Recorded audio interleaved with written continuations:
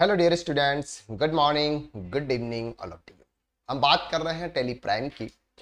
और Tally Prime के previous lecture के अंदर हमने ट्रांजैक्शन को रिकॉर्ड करना सीखा था। हमने वहां पर F4, F5, F6, F7 यानी कि ये चार वाउचर हमने देखे थे। F4 का मतलब होता है contra, F5 payment, F6 receipt and F7 journal. अब बात करते हैं sir purchase and sales voucher F8 और F9। ये वाउचर किसके लिए होते हैं और कब यूज किए जाते हैं। आज हम बात करेंगे सर ट्रेडिंग अकाउंट की, ट्रेडिंग बिजनेस की, ट्रेडिंग अकाउंट नहीं, ट्रेडिंग बिजनेस की। ट्रेडिंग बिजनेस एक्चुअली होता क्या। अभी तक हम जो बात कर रहे थे ये बात कर रहे थे सर प्रोफेशन की। प्रोफेशन में क्या होता है सर, सिर्फ आप सर्विस प्रोवाइड करते हो और उसके अगेंस्ट में आप रिसीव करते हो, एक्सपेंस करते हो, इसके अगेंस्ट में आप पेमेंट करते हो। बात कर रहे हैं सर ट्रेडिंग की, जहां पर गुड्स की ट्रेडिंग की जाती है। किसकी ट्रेडिंग की जाती है सर? गुड्स की ट्रेडिंग की जाती है। दैट मीन्स कि आप कोई प्रोडक्ट परचेज करोगे और उस प्रोडक्ट को आप कुछ प्रॉफिट मार्जिन ऐड करके आप उसको सेल करोगे। क्लियर हो गया? जैसे फॉर एग्जांपल हमने 1000 रुपीज का कोई प्रोडक्ट परचेज किया और उसे 1100 रुपये में हमने सेल्स कर दिया। अब 100 रुपीज क्या है सर हमारा? 100 रुपीज है हमारा ग्रॉस प्रॉफिट। अब ये ग्रॉस प्रॉफिट क्यों कहते हैं, ये तो हमने बेसिक अकाउंट में सीखा था। ग्रॉस प्रॉफिट क्यों कहते हैं? क्योंकि ये सिर्फ प्रोडक्ट्स, इसके बाद और अदर एक्सपेंसेस होंगे, जैसे रेंट हो गया, कोई और सैलरी हो गई, ऑफिस एक्सपेंसेस हो गए, ये कुछ और खर्चे माइनस करेंगे। 50-70 रुपये कुछ और खर्चे हुए तो 30 रुपये सर हमारा नेट प्रॉफिट है। क्लियर हो गया आपको यहां तक? तो जब हम कोई बिजनेस कर रहे हैं किसी प्रोडक्ट का, अगर आप किसी की अकाउंटिंग करने के लिए जा रहे हो, वहां पर कोई प्रोडक्ट है जिसको आप देख सकते हो, जिसको आप मेजर कर सकते हो, जिसको आप एक जगह से दूसरी जगह पे मूव कर सकते हो, ट्रांसफर कर सकते हो, ऐसे को हम बोलते हैं ट्रेडिंग बिजनेस। जहां पर जो गुड्स आता है, फॉर एग्जाम्पल ए गुड्स आया तो ए ही सेल्स होगा। जो गुड्स आता है वो सेल्स होता है, उसको हम बोलते हैं ट्रेडिंग बिजनेस। क्लियर हो गया? दूसरा बिजनेस आता है सर मैन्युफैक्चरिंग। मैन्युफैक्चरिंग में सिर्फ इतना फर्क होता है कि सर यहां पर रॉ मटेरियल आता है और फिनिश गुड्स में कन्वर्ट किया जाता है। क्या होता है सर? रॉ मटेरियल आता है और उसको फिनिश गुड्स में कन्वर्ट किया जाता है, उसको बोलते हैं मैन्युफैक्चरिंग। लेकिन यहां पर भी प्रोडक्ट यूज होता है, यहां पर भी आइटम यूज होता है, आइटम और प्रोडक्ट यूज होता है। आइटम प्रोडक्ट ये दोनों एक ही है। क्लियर हो गया आपको यहां तक? तो अल्टीमेटली हम बात कर रहे हैं ट्रेडिंग या मैन्युफैक्चरिंग बिजनेस, जहां पर गुड्स यूज किया जाता है, प्रोडक्ट यूज किया जाता है। अब बात करेंगे कि सर आप एक ऐसे बिजनेस है, अनरजिस्टर्ड पर्सन, जीएसटी में अभी उसने रजिस्ट्रेशन नहीं लिया हुआ है, अनरजिस्टर्ड पर्सन है, आप उसकी अकाउंटिंग कर रहे हो।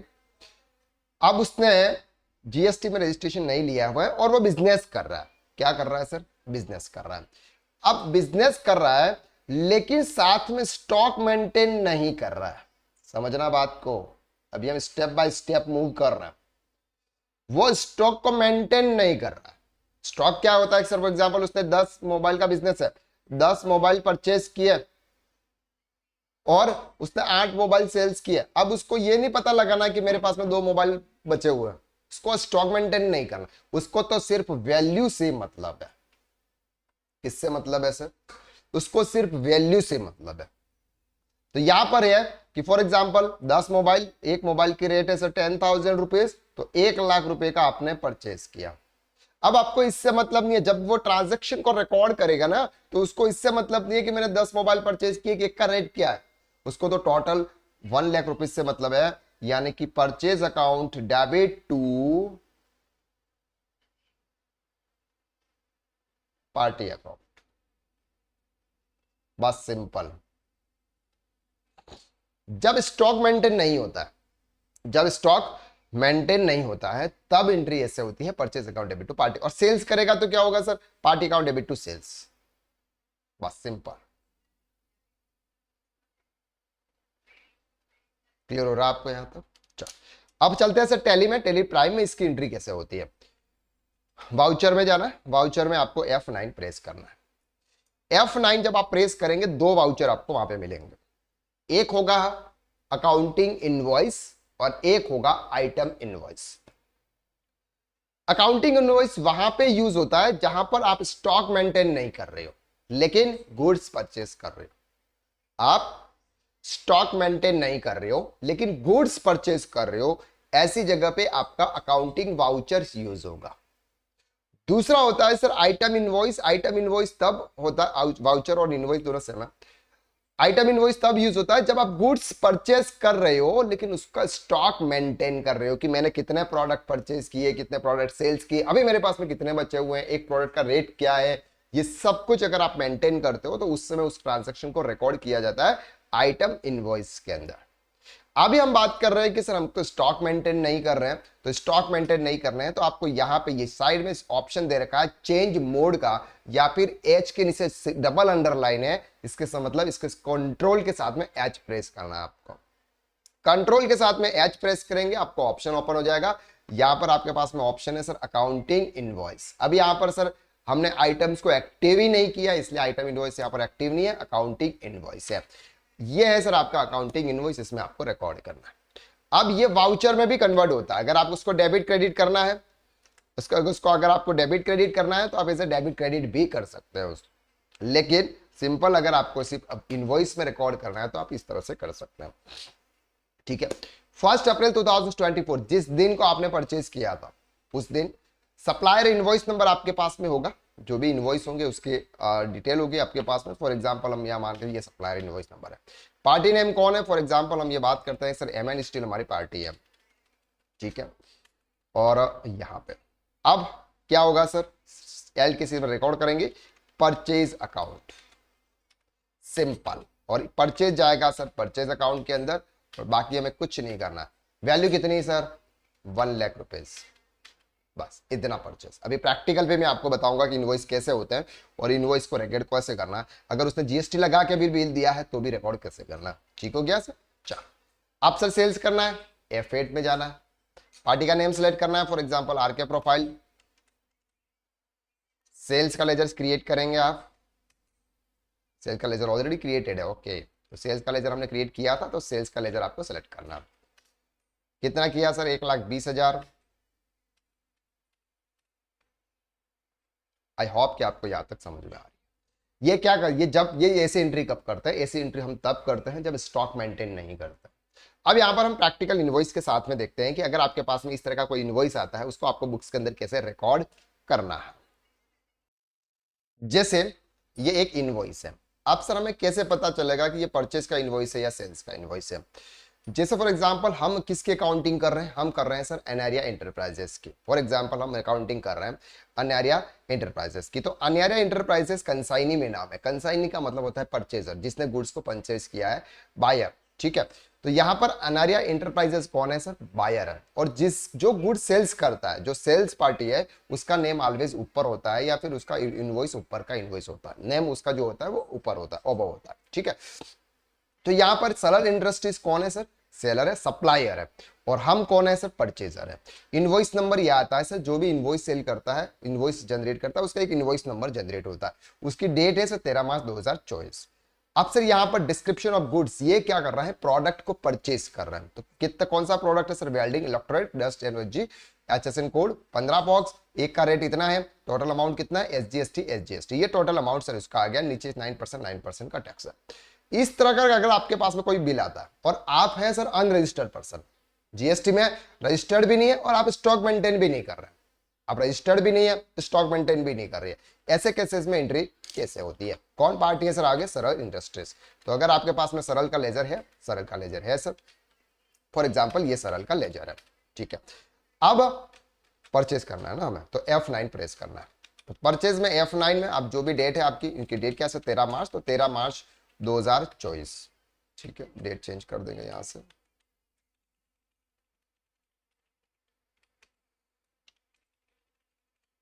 ठीक है, तो सप्लायर इनवॉइस नंबर क्या है सर, 244, ये वाला इनवॉइस नंबर हमें एंटर करना है यहाँ पे 246। डेट आ जाएगी सर 13 मार्च के।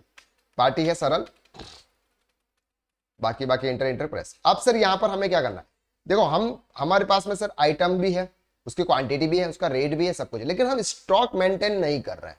हम क्या कर रहे हैं सर, स्टॉक मेंटेन नहीं कर रहे हैं। इसके लिए हमें इसका कोई मतलब नहीं, हमें तो सिर्फ उस वैल्यू से मतलब है। कौन सी वैल्यू से मतलब है, अब ध्यान से समझना। तो लिखेंगे सर परचेज अकाउंट। अब बात करते हैं सर कौन सी वैल्यू डालेंगे, हम अनरजिस्टर्ड पर्सन है सर।